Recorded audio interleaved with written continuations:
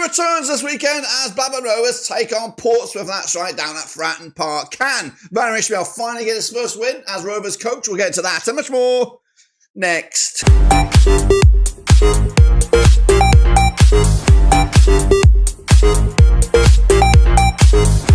That's right, folks, back once again with another prediction video.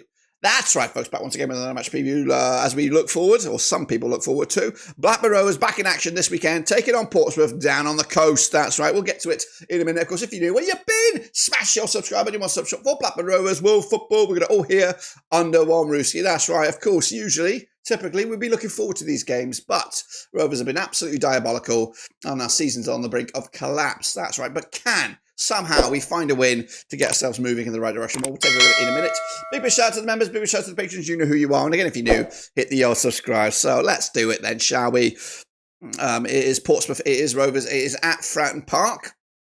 And this is a fixture that, of course, does look good on paper for Blackburn Rovers. Over the last 22 matches, we have won 14 of them. 4 wins for Portsmouth, and there's been 4 draws. Pompey coming into sitting in 17th in the table, 42 points for the season. They've got back-to-back defeats, just 1 win the last 4. Up against Rovers, though, grim stuff. We are 9th, 52 points for the season. The season was on the verge of, just falling to bits, and they're winless in the last 5 matches, and all 4 of those 5 are under Big Val's era. Of course, on our record, we have played 22 times. Both sides have got a 3-0 win on the record. Pompey have scored 21 goals against us in those 22 matches, 0.95 goals a game. Up against Rovers, who's got 38 goals scored in this fixture, that's a 1.73 goals per game as well. So, what about the last 6? Well, this is the last 6, and it does look good. Again, on paper, looks absolutely fantastic. We won 5 of that last 6. The only other hiccup was a draw. We did pick up a 3-0 win in the reverse fixture this season, back in January. Of course, that was delayed for some bad weather. Last time I played at Portsmouth, at Fratton Park, it was a 2-1 win for Rovers. Oh my, 2-1 win as it was. Adam Armstrong with a brace. Travis did get himself red-carded.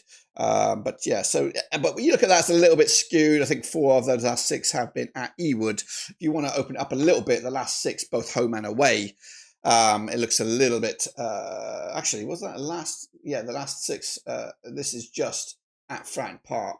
Again, it does still look good for Rovers. We won 3 of that last 6 and only lost twice against Portsmouth and their own backyard. With the last victory being all the way back in 2008 when both of these 2 clubs were in the Premier League, the likes of Crouchy, Defoe, 2 guy on the score sheet there, Matt Darmishire on the ledge. So on paper, yes, it's a good fixture to play against, but Rovers need a result. We've got an injury list long as my arm. This is the last 10 if we want to open up more. Of course, we're looking for the red fixtures here. Anything in green is shit. So we've lost 2 of the last 10. If we open up even more to way back when, this is what it looks like over the last 69 matches. Rovers winning over half of them, I think. I think my mathematics is correct. We've won 35, Portsmouth won 19, and there's been 15 draws. Rovers picking up 114 goals compared to Portsmouth 86. So that's the tale of the tape on the record books. What about the tale of the tape of the squads and just basically what we're looking at here? So Portsmouth squads around about 25 million euros compared to about 52.5. They're averaging around about 732,000 pounds a player or euros a player. Their average age is 25.7. They've got 5 national team players, 6 youths, and 17 foreigners compared to Rovers. 1.95 on average per player, 27.3 is the average age. 5 national team players, 1 youth, and 11 foreigners. This is, of course, the coaches under the spotlight is John Messina, who's only 38 years of age. He's a baby, he's a bambino. He's got a 1.64 points per match ratio, though, is record against Rovers. He's managed against them once. He did lose it. That was earlier in the season. Big Val coming out at 49 years of age. He's got 1.68 points per match ratio. But, of course, his record against Portsmouth is 0. Take a look at the star men then, or on paper anyway. Adeli Oduchi for Portsmouth is on loan from Sunderland. Of course, up against Tyree Stolen. Of course, he's been putting in some good performances over the last couple of matches, but realistically, he's a free transfer in waiting. He's not going to. I will be gobsmacked if he's wearing Rovers colours next season. I don't think he will. Take a look at the squads then. Start with Portsmouth, the hosts, of course, the likes of Schmidt between the sticks, Archer, of course, as a good backup. They got the likes at the back there. Regan Poole once linked with Rovers. We got who else have we got in the back there? Jordan Williams, of course. I think he may have also been linked with Rovers a long time ago. Conor Ogilvy on the left hand side. Alexander Milosevic, yep, easy for you to say. Conor Shagnowski, coolest name in town. Into midfield, the likes of Freddie Potts, Matt Ritchie, legends, or of course, experienced pros. Josh Murphy, goal-scoring supremo Callum Lang. Marlon Pack can play at the back, and he has been. Drizel, another player linked with Rovers in times gone by. Up top, the likes of Colby Bishop is out, I believe, is injured, or is it Callum Lang is out? Colby Bishop will play. And then Kulnushi Yengingi, Harvey Blair, Katie Gordon, a mixture of young and interesting fellas, should we say. This is my lineup for Portsmouth coming into this. We've got Schmidt between the sticks, we've got Ogilvy on the left, we've got Swanson on the right, Poole and Pack, Dizel, Potts in midfield, Ritchie, Alducci, Murphy, experienced duo on the wings there, and of course Alducci, a young hungry fella from Sunderland on loan, and then of course Colby Bishop can score goals, of course will be a problem for Rovers. Speaking of Rovers, this is our squad. We've got Plasov Toff still as reserve, could be number one next season if we think about the rumours about pairs possibly off to Manchester United. I know those words does not sound right coming out of my mouth, but he could be a Manchester United player next season. I don't even know. Of course, still waiting on the returning Owen Beck and Harry Pickering. Pickering could be back at left-hand side, but I think Ribeiro's a safe pair of legs, especially after a 2-week break, to come back into it as well. Danny Bath's still a long way out as well, so I'd imagine back four pretty much the same. The only concern was Callum Britton. I think he had an injury. And then, of course, we go to the real problems. Up top is a major problem. Dennis out.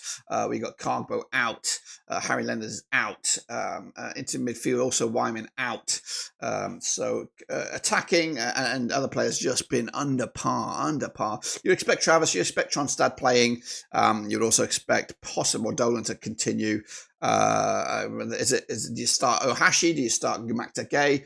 Problems, or concerns in question marks. I'm not all, having looked back, it's got my face here for a second, having looked at the last game of Cardiff where we did start Ohashi and Makta Gay together.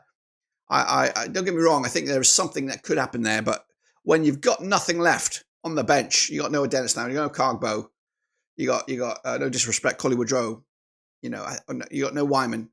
I wouldn't go kitchen sink, especially on the road at Portsmouth. So I'm going with a little defensive here. Not defensive, but just a little bit reserved. I've gone pairs between sticks. Britton, Carter, Hyam and Ribeiro. Travis Tronstad. Hedges gets a start for me if he's fit and raring to go. Dolan and Buckley gets the nod over Cantwell because Cantwell's just not delivered.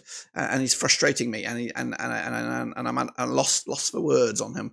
And Ohashi to start. A bit of tenacity, a bit of tenaciousness up top. And then, of course, we got Makta Gay on the bench. Cantwell on the bench. Some game changers should we need it. I do think we will need it in this game. This is not an easy game. Take a look at the squads then, or the key men for both sides. We've got Josh Murphy running the show, pretty much with a 7.12 on average. Colby Bishop up there with a 7.07, 2 star men, and Freddie Potts as well, all expected to start. Callum Britton, Dom Hyman, and Danny Bart are our key men, very defensively focused. Again, that was mainly under Eustace era.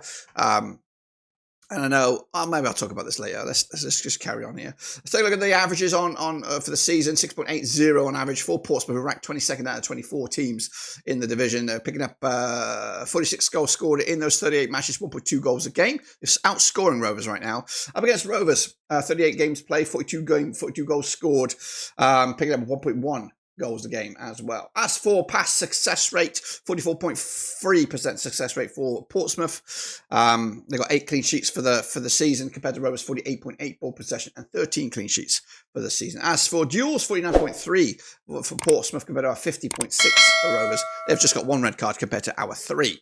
Let's take a look at the possession stats then. Rovers at the bottom of the screen, Portsmouth at the top. Portsmouth prefer the left-hand side to the right when in possession. Of course, when in possession, they can be found attacking more than the defending. As for Rovers, they of course are very split between the left and the right, but more often than not can be found in the defensive third than the attacking third. So that's something to bear in mind as we head down to Fratton Park. When they take a shot, Portsmouth prefer to shoot from the left to the right and can shoot 40% of the time. That's a big percentage outside the box. They like to have a crack. As for Rovers, again, evenly split down the left and the right, and just 27% of the shots are on the outside of the box. As for shots received, Portsmouth more doing their defending from their left-hand side than the right. And again, 31% long-range cookies compared to Rovers, again, left to the right, and 35% long-range bad boys. As for goals scored, Portsmouth have scored 27 through open play, 13 set pieces. That's a stat right there. 4 penalties, 1 counter-attack, and 1 own goal. Rovers scoring their goals through open play, 28 of them, just 6 set pieces, 4 counter-attacks, 3 penalties, and 1 OG. As for goals conceded, 33 through open play for Portsmouth, 10 set pieces, 10 counter-attacks. They've given away 4 penalties and 4 own goals. Rovers conceding 25 through open play, 11 set pieces, 3 penalties and 1 counter-attack. So yes, set pieces is a key factor for Portsmouth, so we've got to bear in mind that. Pikeman Pack has he got a long-ass throw or something like that? This is the what's on the horizon for Portsmouth heading into this round of matches, of course, coming into this on the back of successive losses to Plymouth and to Preston, of course, 1 on the road, 1 at home. Coming at you, of course, after this game, they'll take on Millwall, then Coventry, and then Derby. 3, it's all tricky. They're all tricky games in the Championship. Meanwhile, take a look at Blackburn Rovers, the fixtures coming into this one. They do come into this on the back of successive 3 defeats on the spin. Grim stuff, really shit stuff. It is embarrassing stuff against strugglers, Derby, Stoke, and Cardiff. Portsmouth, of course, doing all right in the table. We'll look at that in a minute. They'll take on Borough after this. Then it's Wednesday, so back-to-back home games for Rovers, hopefully to get some points on the bag as we edge towards Easter. Bobby Dazzler against Millwall, and then Sunderland, of course, with Luton in between as well. So fixtures that are winnable, but nothing seems to be winnable for Rovers. This is the form book coming at you. Rovers are 9th in the form book with just the last 6. Pretty grim stuff. I don't know how that works out. I don't know. That's not the form is on the right hand side. The position at the table is on the left. So our form is pretty grim when you look at it. Winless in the last 5 up against Portsmouth, just won once in the last 4. Of course, looking at the form down below, Portsmouth are just 1 defeat in the last 5 at Fratton Park.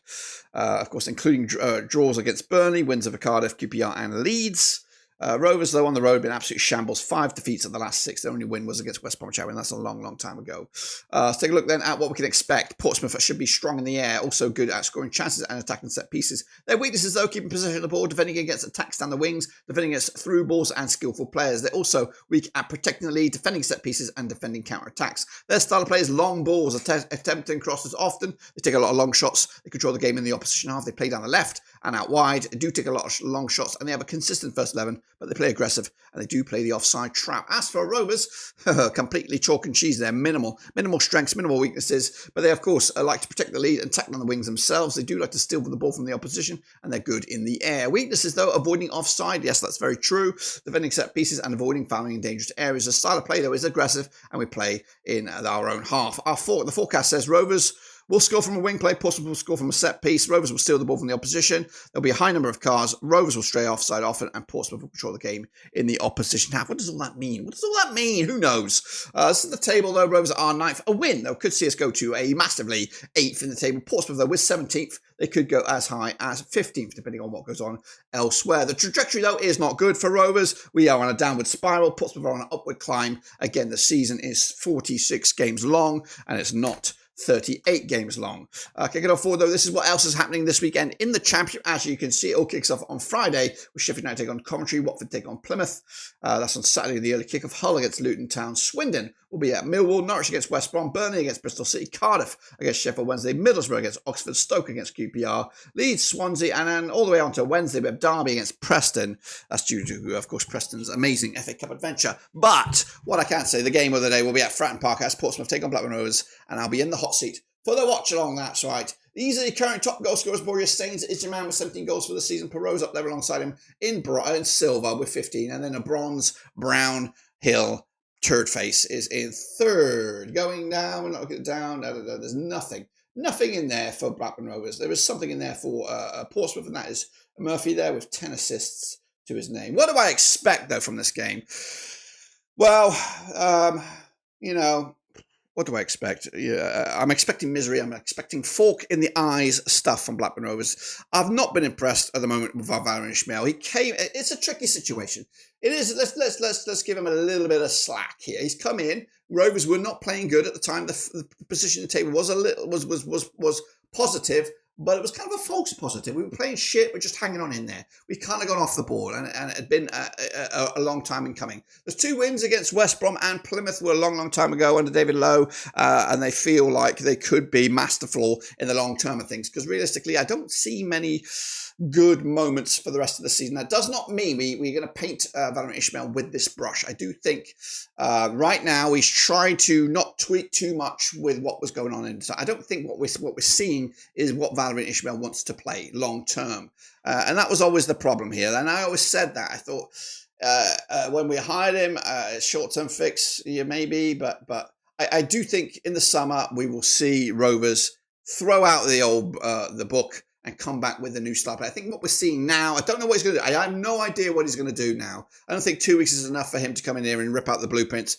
and go for broke. So I think they're going to still try and keep it as it is with the 4-2-3-1, but I do expect next season something different from Blackburn Rovers, especially because I don't think Valérien Ismaël is going anywhere, especially on 3.5 years. I think they're going to build over the summer for Val Ismaël. That's why the contract situations and the loans and all this kind of stuff. A lot of people are and don't get me wrong, it's not a good look. It's not a good look, but it's going to be a rebuild. It will be a rebuild next season under Val Ismaël. That rebuild could be a fantastic rebuild. Could be a nightmare. Could be a train wreck. Who knows? But if he gets the rebuild right and he gets the players to play, if there's, I don't know, 10 players leaving, let's just say there's 10 players leaving, right? And there's 10 spots available for next season. He can build a team with the right analysts, the right recruitment guys behind him to play the way he wants. He can find the players that can make those runs down the wings, etc., etc. So yes, as much as I love Ribeiro, as much as I love Wyman, as much as my Danny Bath, those 3 players right now I would take. I'd love to get them on another contract. Maybe that money is best put somewhere else to players that can better suit a style of the coach. That's if we're going to back the coach. And that's always the problem. You know, what's going to hit the shit first? Is the manager going to fall to bits first and we're stuck with these 11 players that can only work one way? Or are we going to find a team of players that can play in multiple styles? Should we have to change the coach? Big old headache. That's why I'm not that's why I'm not in football, and that's why the people do what they do. So 2 weeks have gone. You know what? I'm gonna just do it. I'm gonna sit on the fucking fence here. I'm gonna go with the draw here, and that's a good result. Fratton Park ain't no fucking walk in the park here, guys. It is an intimidating place to go. They like their football. They're happy to be back in the second tier, and I think they've got big aspirations at Portsmouth over the next few seasons. So they're happy to be back. I'm happy they're back. I love having Portsmouth back. They're a big juggernaut of a side, and they should be in this division. And if we can get anything out of this game, it will be a big point in the bag. So I'd love a win. I really would. It would make me feel so much better. But because of the length of our injury list and because Portsmouth are such a tricky unit, I don't think we're going to win. I don't think we're going to win this game. So I'm hoping more than anything to get a point. 1-1 in the end for me on this one. So let me know your thoughts and opinions down below. Portsmouth are going to be a tricky game this season. And then after this, back-to-back home games. Basically, the next 3 games could define what we're talking about. Can we actually, I'm not saying playoffs because I don't think that's on the agenda, especially right now. But after the next 3, we can reevaluate where we are in the season. And then maybe we'll see if it's more of a top half finish or if it's just we're on the fucking beach. Anyway, until then, I'm out.